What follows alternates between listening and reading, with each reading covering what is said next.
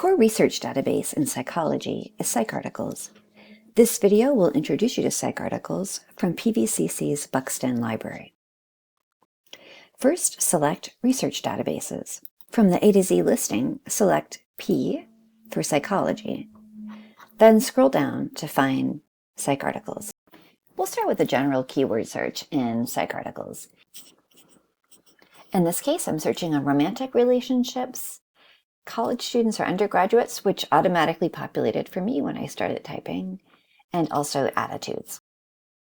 You also have the option of limiting to full text, and then also applying other filters for your search. We'll keep things general for now. My results show that there are 16 articles that have these keywords. Here I can see some of the results that came up with my search.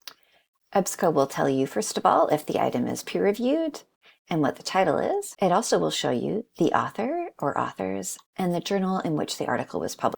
Next, you'll see an abstract or a summary of the article, so you can determine if this is relevant to your topic. And lastly, you'll see some of the subject headings that are being used for this particular article.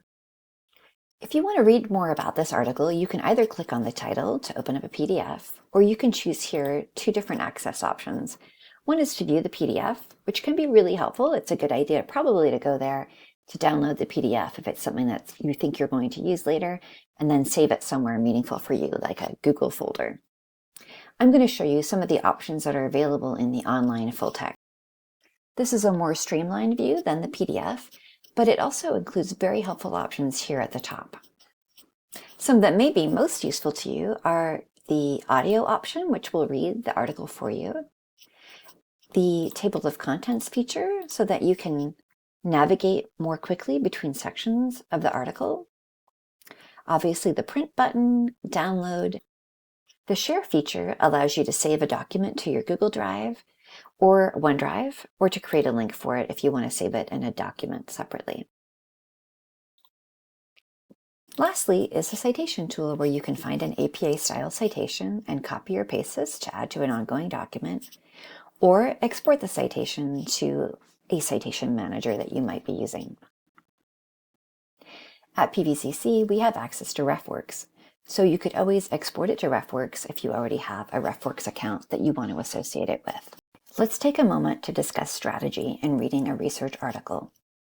You'll start first by reading the abstract and the introduction section of the article, as this outlines the author's purpose. Then, using the table of contents, navigate to the discussion and conclusion section. The discussion will tell you what the authors of the study have learned, and the conclusion and limitations section will describe new areas of research that you may wish to pursue.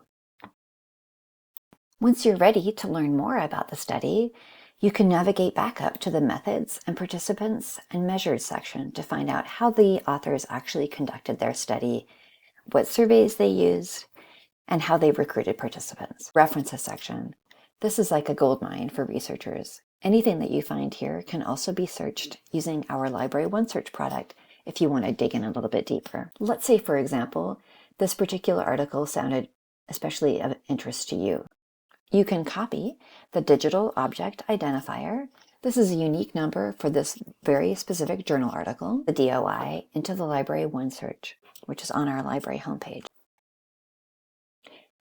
In this case, this particular article is available through the library through another one of our library databases, and you could select that to view the entire article.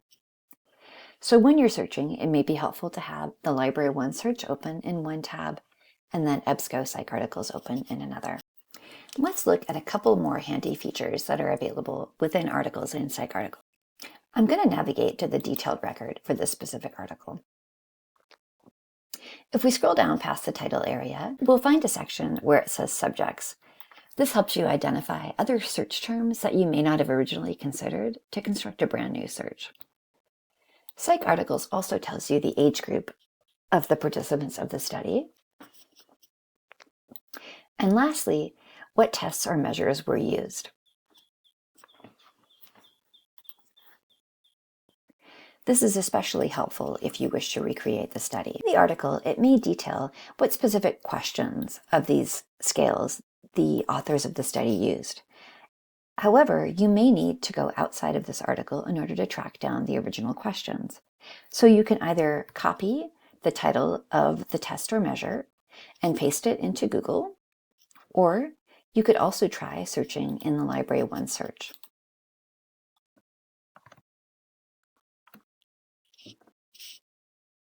In this case, we can find out that this heterosexual script scale is available from another article. And when we select that article, access the full text. Often, the scales that are used in a particular study are located in the appendix of an article. So here we're going to use our table of contents for the article to track down the appendix. And in this case, we'll be able to see the questions that were used in this particular heterosexual script scale. Often these scales can be found for free on the open web. You can always try copying the name of the scale and then pasting it into a search to see if you can track it down.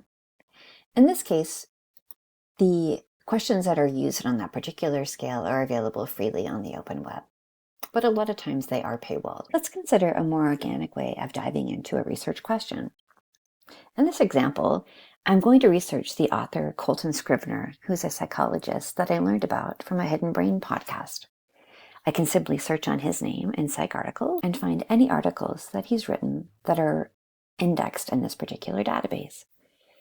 And here I find 3 different articles that are related to his studies on how enjoying horror media or horror films is related to different emotional states. So be sure to consider your own personal research interests as you propose a research question.